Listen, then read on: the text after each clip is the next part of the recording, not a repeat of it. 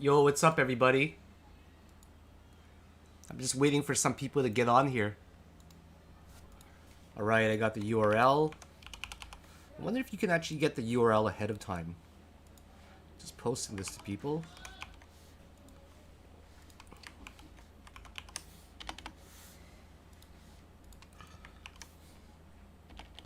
Alright, I'm just waiting for some people to get on here. I hope some of you guys will actually join me.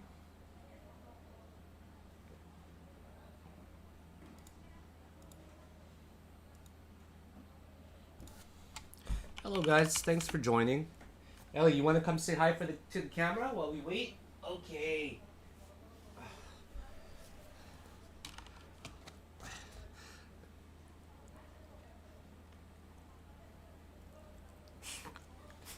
You think Bitcoin's gonna go up or you think it's gonna go down? I think it's gonna go way up. So say hi to everybody, Ellie.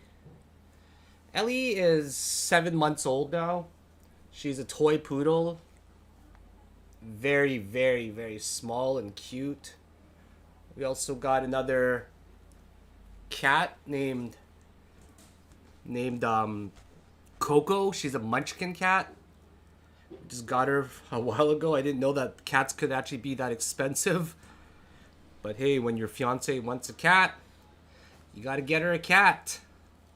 So I'm just gonna give it another minute or so, and then I'll start right away.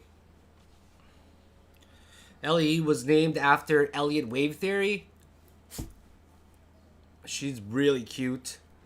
Really bad dog though, misbehaved. She's got too much energy. I gotta walk her for an hour a day total. Yeah. Okay. Alright. Okay, Ellie. Oh. You ready? Okay, let's get this show on the road, everybody. Say bye to everybody. Okay, so welcome back, everybody. Thank you very much. A few years back, I used to actually be one of the top YouTube people when I first started in 2016, 2017. But it kind of fell off because Twitter started getting really big. And I was just posting videos on there. And I realized how much fundamental news people there are on YouTube right now. So I wanted to go back to my roots, to how I first started getting kind of big in social media and in the crypto space, which is by making videos from a technical analysis perspective where I give tips and tricks. And now I've learned a lot more over the course of 7 years. So I'm definitely able to help you learn tons of small little tricks that you can add to your repertoire of trading, and hopefully this can improve your way of trading. So for those that don't know me, I'm Philakone. People just call me Phil for short. I'm from Canada originally. I now live in Istanbul, Turkey. Merhaba, nasılsınız? With my Turkish fiance, where we're getting married later this year. And I'm a day trader that used to be a mechanical engineer, left my job, and crypto became a part of my life full time. And I pursued it after growing 200 Ethereum that I bought for under $10 and 200 Ethereum that I mined in 2016 when it was still worth $1.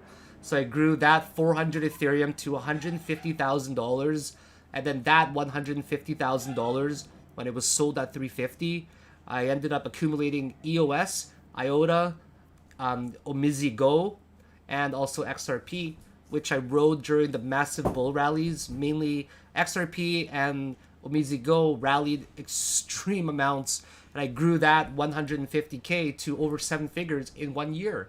And then I lost some money in the bear market, but I bought on the dips from 6,000, 8,000, 5,000, down to even 3,000. I bought some BTC at 3,200, and I'm still holding a lot of coins today from Bitcoin. So I'm here to help you guys learn a little bit about the market, and hopefully we can grow your portfolio, give you some great day trading tips as well, and just kind of reach that financial freedom that everybody would love to have, right? I love crypto. I can't ever see myself stopping unless I reach a really big number one day. That's going to be the day that I stop just doing this in general. But for now, let's get right into it, okay? I do have a Discord group. If you guys are curious about it, come join me. It's in the link below. Enough with the shilling. I want to get right into it today. So thank you very much for joining me, everybody, especially the people that have been here for a long time. Okay, so we're gonna jump right into the Bitcoin chart right here. So Bitcoin has been extremely confusing, but first of all, what I do is I do something called walk the line. Okay, I walk down the line. What that basically means is I look at it from the high time frames, and then I move from the high time frames to the low time frames. So I take a look at the macro perspective that gives me an indication of what everything's going on the higher time frames. Despite technical analysis believing firmly that all related news is reflected in the charts itself, it's still really important to do fundamental news for Bitcoin and make sure you're following up on that as well. One of my favorite sites that someone introduced me to is called CryptoPanic.com. CryptoPanic, right here. What they are is it's an aggregator platform that basically takes all of the news and puts it into one site so you can quickly see all the news available. So you don't have to go to bitcoin.com, you don't have to go to Crypto Potato, you don't have to go to Cointelegraph, you don't have to go to like CNBC, News, BTC. Everything is here for you to actually see, and it's updated quite often. So this is a great place for you to get all of the latest news in one particular website. So check out cryptopanic.com. You'll love it. So BTC, when I first start doing the walk the line from a high time frame, I'm going to take a look at the monthly. And what I'm noticing is the monthly is just ugly. Someone asked me before, hey Philakone, if you take a look at the monthly MACD, which has never crossed over before, right? Until recently over here, right? So what's going to happen? Are we on a downtrend to really, really low because of this MACD? Well, we have to understand that the MACD is a lagging indicator. A lagging indicator is something that's not in real time. And because it's not in real time, it relies on previous data to make an average. So the price point that you see right here, this MACD right here that you see, it's lagging, keep in mind, because it's taking a compilation of the averages. Unlike RSI, which is a real-time indicator, candlestick analysis, price action, these things are the ones that I rely on a lot more recently, especially when looking at a macro perspective. So on the weekly, we're seeing just nasty drops. Logarithmic scale is really good when you're taking a look at coins on a longer and higher time frame. So log right now, what we're seeing is on the monthly is we're actually just at the 50 moving average. And that's pretty scary. Historically, we bounced every single time at this 50 moving average, okay? So I use the moving average instead of the EMA now because the MA is more commonly used. So we see this massive bearish trend. RSI is heading down. MACD is heading down as well. Based on this candle right here, it looks like we're going to smash down, doesn't it? Just based on how it's looking so far. But we still have about a good 10 days, actually 7 days until the weekly closes. So on the weekly, we see that the 200 moving average is actually smashed already. We dropped 21% below it. Everything on the weekly still indicates a downtrend. But we have to remember that if the lower time frames start showing bullish signs, it can start cascading over to a higher time frame. Gerald, right now, I'm only using 3 EMAs. I'm using the the moving average, not EMA, moving average. I use the 13, the 55, and the 200 moving average. I used to use the 8 as well, and also the 21, but those were really unnecessary. So right now it's only the 13, the 50, and the 200. Those are the EMAs I use. Please do ask questions. I don't mind answering any that you guys have. And trust me, this YouTube live stream is going to blow up so that you guys are here right now early. I used to have about 1,000, 2,000, 3,000, 5,000 people join me all for the live streams. So I'm going to make sure that I actually grow this YouTube channel just for fun. And hey, because I can. And it's going to be awesome. So right now in the weekly, still indicating massive momentum down. On the 3-day, there's no RSI bullishly diverging at all. But on the 3-day and the 4-day, we're still seeing this right here. On the 3-day and the 4-day, we're seeing a huge hammer candle. So are you guys familiar with what a doji candle actually means? Despite a lot of us knowing what a bullish candle means, right? The psychology behind it needs to be understood as well. What it means is that the bears have fought hard to drive down the price. And the bears drove down the price to a whopping 13.5% lower. But by the end of the candle close, the bulls actually drove up the price back to the top end here. In fact, they pushed it probably so high up there that the bears finally rejected them, closing over here. So this doji candle, it implies that there is much bearish pressure, but the bulls actually ended up defending them. So on the daily right here, what I love is this tweezer pair combination. Okay, tweezer pairs, people always look for a similar wick on the bottom, but I don't. What I look for to show more signs of strength, despite the volume moving to the downside and gradually decreasing, is decreasing because we're reaching a peak, right? And we did rally already about 23%. So I like this series of candles because we're seeing this wick higher than that one. We're actually getting to a higher low. And to me, that's really strong when it comes to bullish momentum. So we can see the resistance really clear right now. When you draw resistance, try to draw it where there's some wicks poking to the top and then it gets rejected, and take the average of the top of the body. That makes the most sense. So if you look at a lower time frame, this doesn't make sense, does it? Right here. It doesn't make sense. On an 8 hour, it doesn't make sense either. But take a look at the daily. This shows that there's some bull trapped regions on the top side. Okay? I don't have Firelords 263. Great question about Ethereum. Why do I not have it in my public portfolio? So my main portfolio is different than my public one. My main one consists of about 12, 13 different coins that I've heavily diversified. Some of them have been extremely long-term holds, such as XRP and Ethereum, way back in the days from the $300 to $600 ranges. So the reason I don't have Ethereum in my public portfolio is because the amount of capital is being limited. I'm only going to limit myself to 26,000, or sorry, 20 to 50,000. And right now, the public portfolio, we actually have $26,000 in it already. I decided to add Sol. I added more Sol because I cashed out my STEP.APP investment, okay? So let me just, I can't log into my Binance right now because I'm live. I probably shouldn't log in live either. But this is exactly how it stands. I don't like Ethereum because sharding is in 2023, late 2023. Not only that, the transactions per second is really unappealing to me when I compare it to other side chains like Matic. Okay, and as we can see, Matic has done 29.1% already.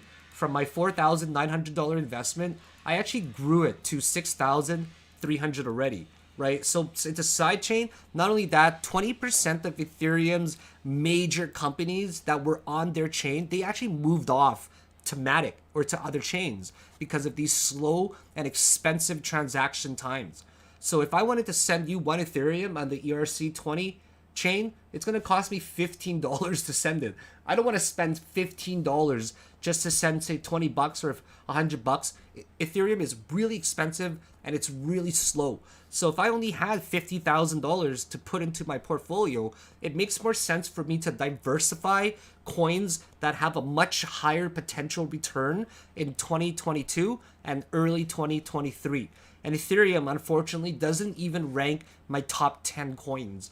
And all the coins that I pick, I have a reputation to myself, I suppose, for being 80% accurate of the coins that I pick. Some coins are going to die off. Like, for example, IOTA that I held from before. It died off. EOS didn't really do much. I still held Litecoin, but that's really taking a shit right now. So these are the coins that I love to hold right now. Bitcoin, Polygon, Cardano, Polkadot, Solana, Avalanche, and STEP.APP. Okay, so I'll be adding XRP into here as well. XRP is going to be a major hold of mine for even this public portfolio. So anyways, that's a really good question. Okay, Firelord, I appreciate you asking it. Chantel, what is the best time frame for trading if you just started out? What other time frames you need to keep your mind closely?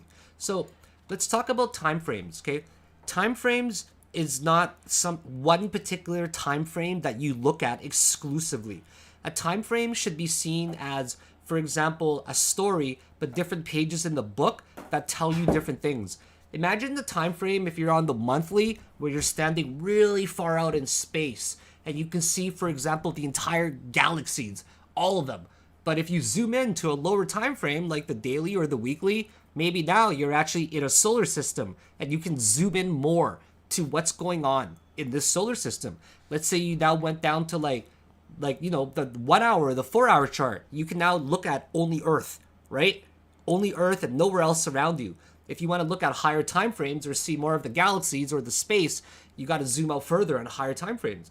But if you zoom into like a 5-minute time frame, maybe you could look at specifically the cities. Does that make sense? You can see the people moving around. So time frames, they all tell a different story. And instead of focusing on only one specific story, I would recommend learning and obtaining and developing your skills of cycling through different time frames to get information on the high time frames and on the low time frames. And then once you get information on all the multiple time frames, then you can formulate an opinion of what's going on. So just as an example right now, okay, let me give you an example of a perfect one for time frames. What we see on the for example on the daily is we see the momentum on the daily Bitcoin going to the upside. We see it, right?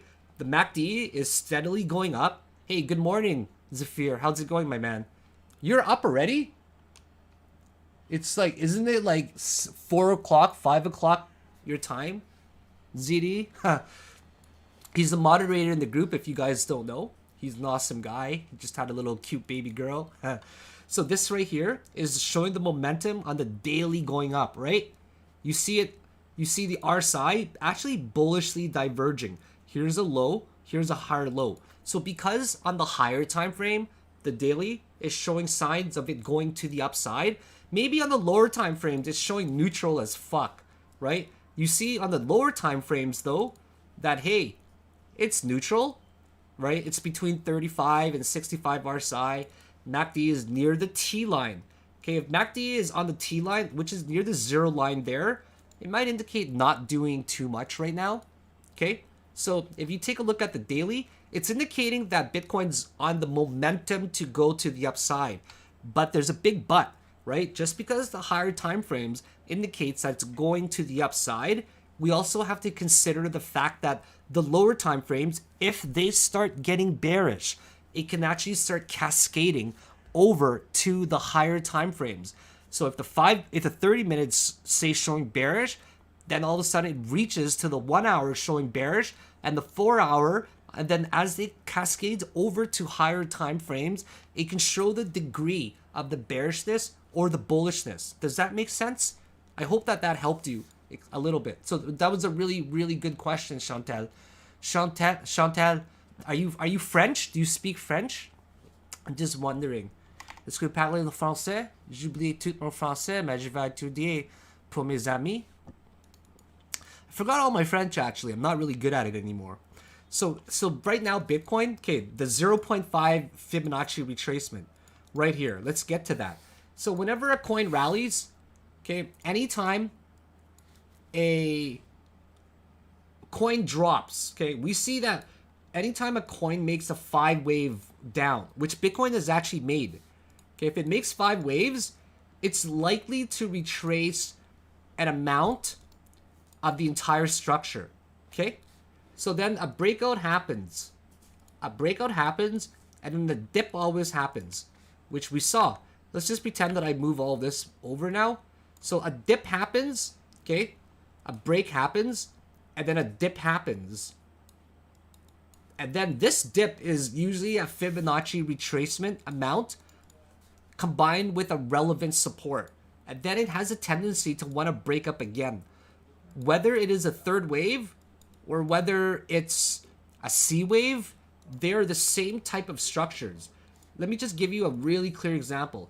1, 2, 3, 4, 5. Let's just say this is a zigzag correction upwards, where this is a A, B, and let's just say this is a C. Just as an example, okay?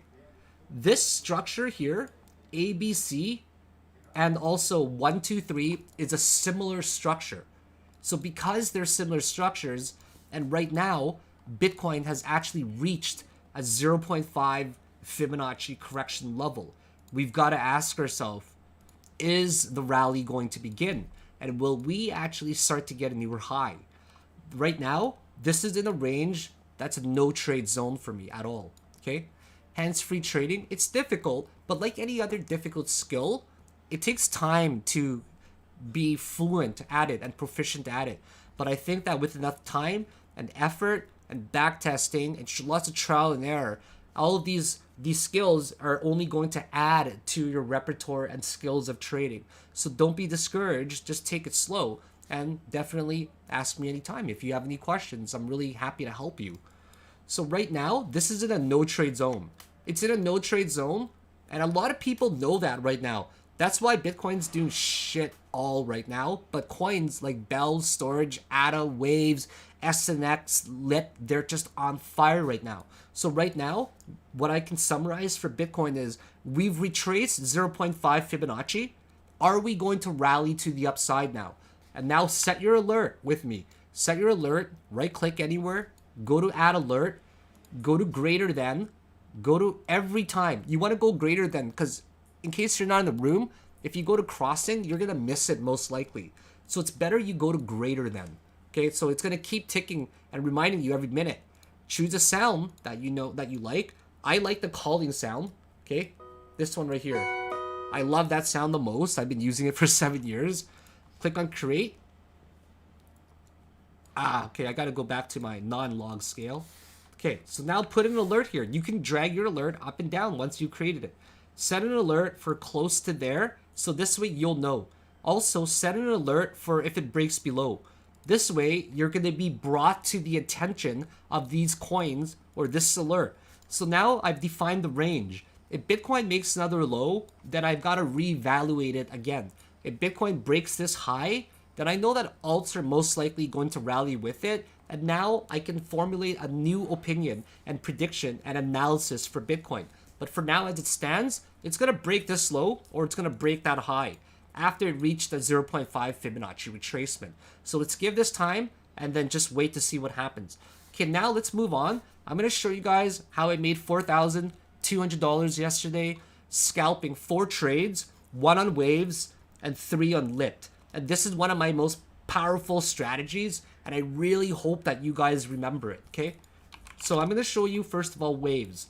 And hands-free trading.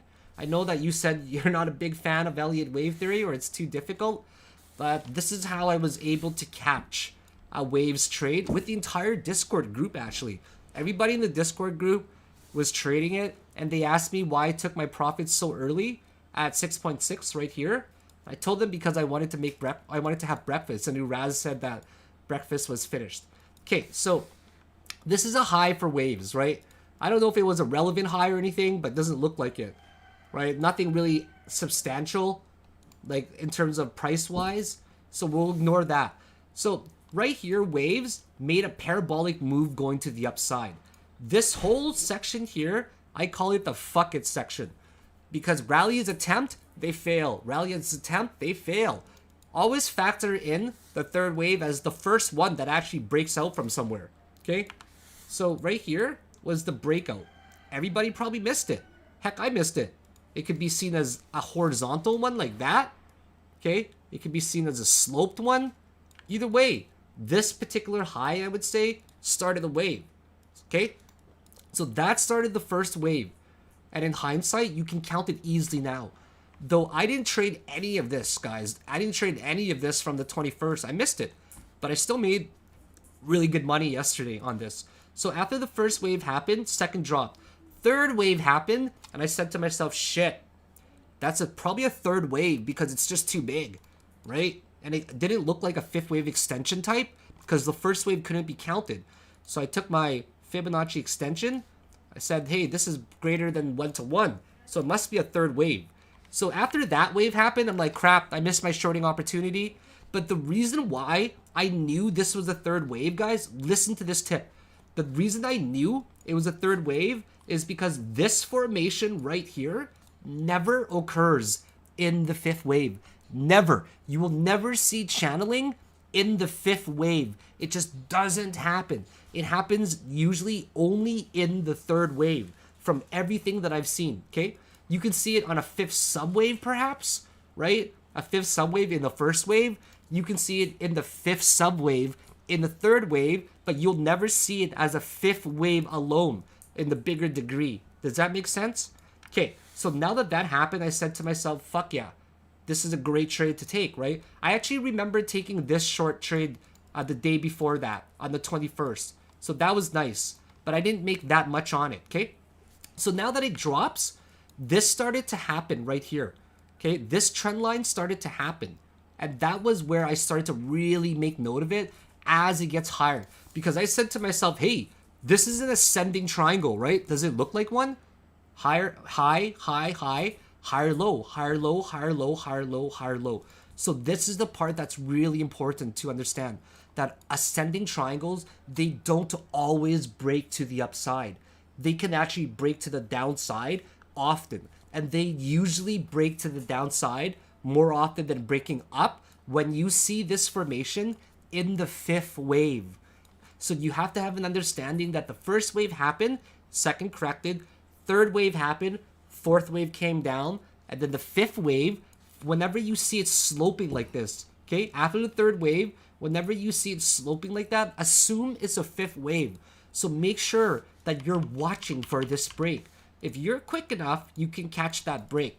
And that's how I made $1,800 shorting it there in maybe 30 minutes, shorting it to 6.6. So that was my first $1,800 profit by shorting the break as it comes down. And that's extremely important to always try to catch. These breaks are all about timing. And when they can break with force, as you can see. That was an 11% drop. So I hope that tip helped you. And the second one was lit. Okay, lit, I took 3 trades on here, made really good money on it yesterday. I made $3,200 on lit yesterday trading this bad boy. So the reason why I was able to catch this coin, okay, I caught it yesterday actually. Hold on, let me try to find it here.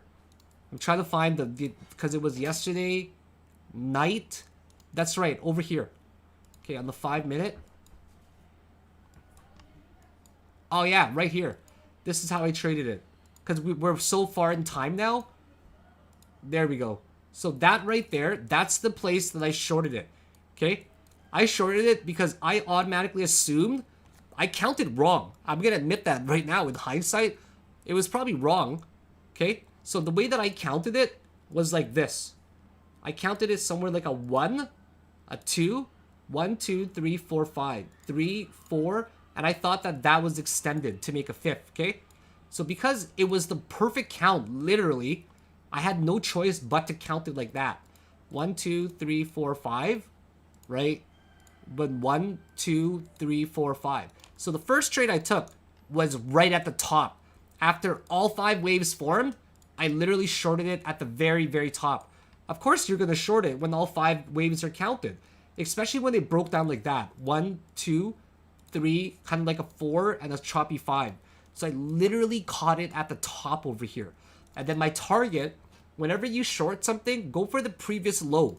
This was the previous low, so I was going for somewhere near there. But, okay, this is important. We got many highs that reach these peaks that formed a sloped resistance, right? So because of that, I drew my channel here like that, even before preemptively. So I shorted it to down over here because I preemptively planned and assumed a parallel channel. Okay? So that was my first short that I took.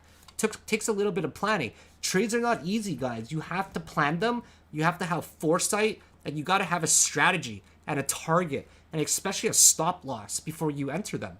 So the next trade that I took was this guy. I even said it to the Discord group. We're probably going to reject that one because the channel, right? The channel. So as soon as it got up there, I was a little bit nervous, I have to admit. But as soon as I saw the rejection, of course I entered a short position. I closed mine midway through because this was around 7 o'clock and I was really hungry. And my fiance said, hey, let's eat. So I closed it there and it hit the bottom there, right? And then the next trade that I took again was, of course, can you guess it? Was this short right there. And then after I took that short though, I closed it only halfway through because I said to the group that, hey guys, it's probably over now. the chances of trading this is probably over because this probably made an A, B, C, D, E. Okay, A, B, C, D, and the E could be really unpredictable. It could be truncated, double bottom, who knows? So I said to the group after the D form, it's over, it's done, no more trading it. So I took 3 shorts, one at the top from a 5 Elliott wave count, one over here because I assumed a parallel channel, and one over here. I assumed that it would find some sort of rejection at the top. So that's how I was able to make that. How much capital did I use for each trade? Between $20,000 to $50,000. How much leverage? Anywhere between 3x to 10x. I'll be honest, because I moved a lot of my spot account, or sorry, my futures account to spot for you guys, and I don't keep a big amount of money online, and I never have. So I just wanted to share with you guys a really powerful strategy. So let's just take a look at some questions. Yeah, yes, that's right, Fizz. My neighbors, just like around the neighborhood, there's 3 different groups of a hen and 2 chickens. So 3 groups. He's got 1 hen and 2 chickens. 3 different groups. That makes 3 roosters and 6 chickens that live within 1 block around me. And they crow every single day, and they come to my door to say hi, and I give them watermelon and stuff like that. Okay, let's take a look at what's hot today. Bell's fucking hot. Super hot. Where's the resistance? Right here. Okay, I've already drawn the resistance. It's right around here. Am I looking to short it? Maybe. And yes, I'm looking to short it. I can't catch these trades, guys. They happen too early. 7 in the morning. So this is really crazy how wave 3 is. Okay? So that's obviously wave 3. This is 4 somewhere in there. Or it could be A, B, and the C is coming down. But usually what happens for these kind of structures is they formulate kind of a support like that. And then when this happens, this makes an ABC expanded flat. So this looks like it's making an expanded flat. And it could be very, very bullish. So if that's wave 3, right? Which is, I don't even know where the fuck wave 1 is. It's hard to count. Like, you just can't count it, right? But you can assume that the wave 3 is the biggest, okay? But if that's not if that's an ABC, we're just gonna see this break above the 102 resistance easily, right? Because right now, like, you gotta ask yourself, is it really showing bearish signs? No, it's not. The 5-minute is crossing over. Can I count? Can I count 3 humps? 3 humps for the MACD? No, I really can't. I can count like maybe this section is wave 1 territory. This section is probably wave 2, but where's wave 3? Where's wave 5? I don't see it because I don't see it. It's a bad short. 5-minute charts going up. 15-minute charts definitely not coming down. Whenever you see this, think of this like a convex shape. A convex shape does that. Sometimes it makes a concave shape, like the entrance of a cave door, but that's not a concave shape. This is a convex shape, right? This is a convex shape. Is it? So ask yourself always, is it this here? Sorry for the shape. This is the cave door. It's a concave shape. The bottom end is a convex shape. Whenever you see convection, right, on the MACD, usually ends up rolling around to the top side. So Bell is not a good short. These kind of coins, you definitely don't want to take the chance to short because there's just not a lot of signs. Despite it being overextended and it looks like a wonderful short to take, right?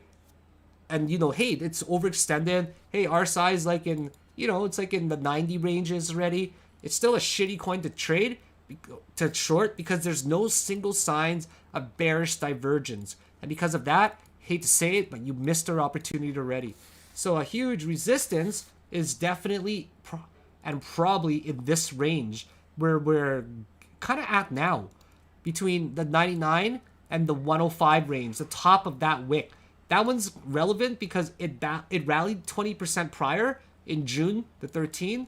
So that's going to be a relevant resistance. So now it's time to observe Bell and see if this is going to get any type of bearish pressure and rejection near the 107 ranges. Okay, so that's my opinion.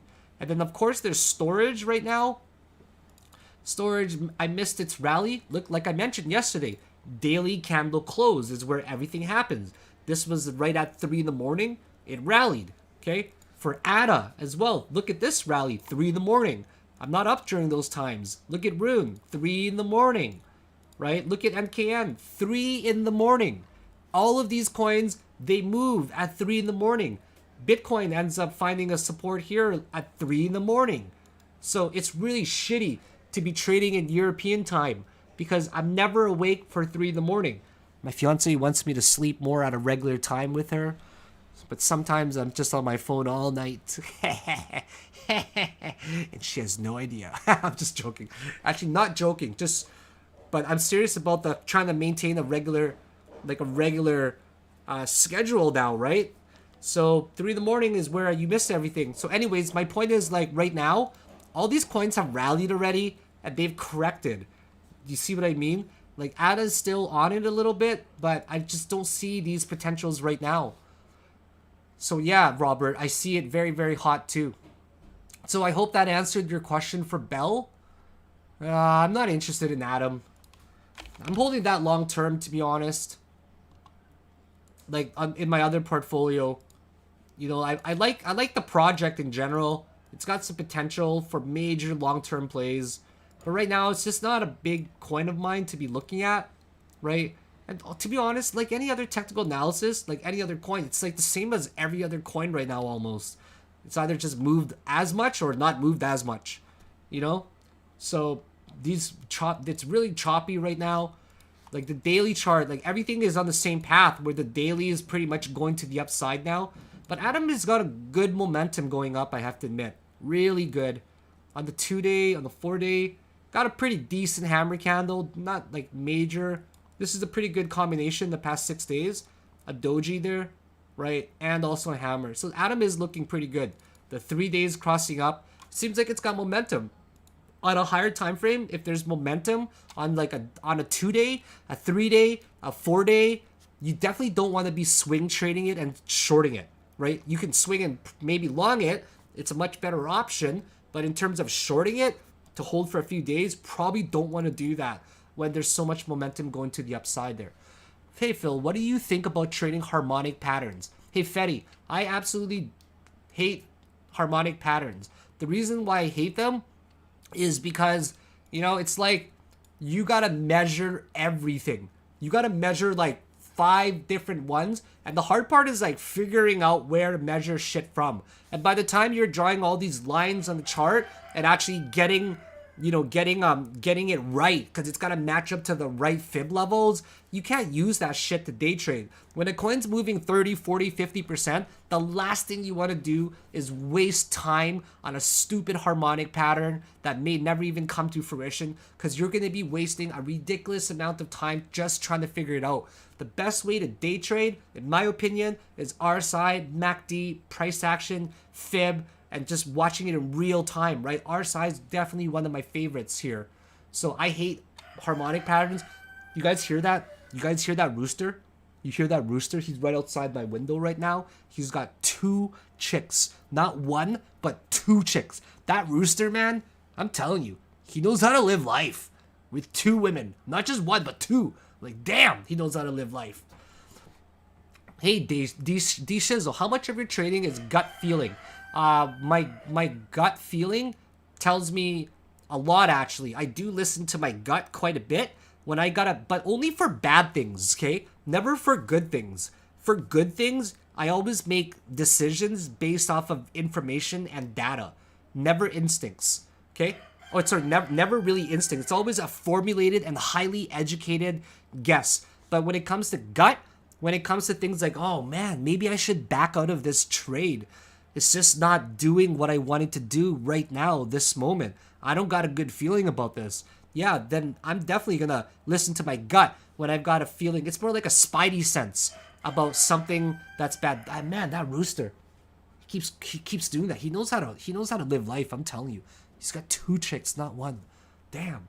Sol, despite their network, Francisco, going down like every 2 minutes, I still like them long term. I love their transaction speed. They've got and the founder of Sol, that guy is seriously like, he's never gonna let the project die. Ever die. He loves it. I can only see that project going uphill from there. What would you recommend the book for Frost and Pretcher? Would you recommend the book Frost and Pressure about Elliott Waves, yeah, I would definitely recommend it. You guys are welcome to DM me. The author of that book gave me free access to PDFs I can just send to anybody. So I can give it to no problem at all. So let me know. The author of the Elliott Wave Theory, like that one we were talking about, the Frost and Pressure, he actually sent me like a signed copy. Yeah, Usman, you guys hear that rooster? I'm telling you. He just knows how to live life. He's got 2 chicks, not 1. Anyways, it's been a really long video now, 40 minutes. I'm going to end it here. I hope that you guys learned a few tips and tricks. I hope that we can start looking at Bell today because that's obviously the hot pick for today. Let's see if Bitcoin breaks out of this range that we're wanting it to break that I showed you guys earlier. And then let's see if we can actually get a bullish push for a few more rounds to the upside. So thank you very much for joining me. Make sure, if you guys haven't already, like the video, subscribe to it. Make sure you hit that notification bell so you can know when I'm streaming. Thank you very much for joining me, guys. Bye now, and have a great day.